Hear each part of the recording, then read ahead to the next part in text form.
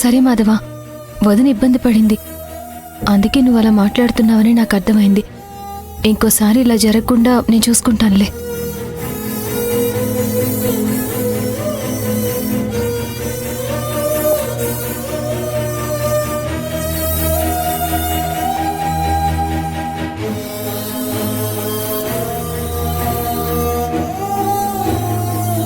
రే మాధవ, నువ్వు భూమితో అలా మాట్లాడొద్దురా. ఆ అమ్మాయి ఎంత బాధపడుతుంది. అవునరా, చక్కగా చిలుక గోరింకల్లాగా ఉంటున్నారు.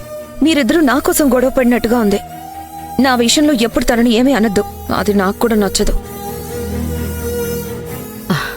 ఆడపిల్ల కదా, అందరి ముందు గబ్బకున్న ఒక మాట అంటే తనకి బాధగా అనిపిస్తుందిరా. ఇంకెప్పుడు అలా మాట్లాడకు. అక్కని చూసుకోవడానికి నేనున్నాను కదరా. అందరూ ఉండాలంటే ఎలా చెప్పు?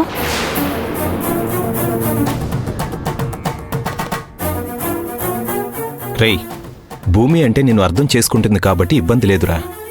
అలాంటి అమ్మాయి భార్యగా రావడం అంటే అదృష్టం చేసుకుని ఉండాలి.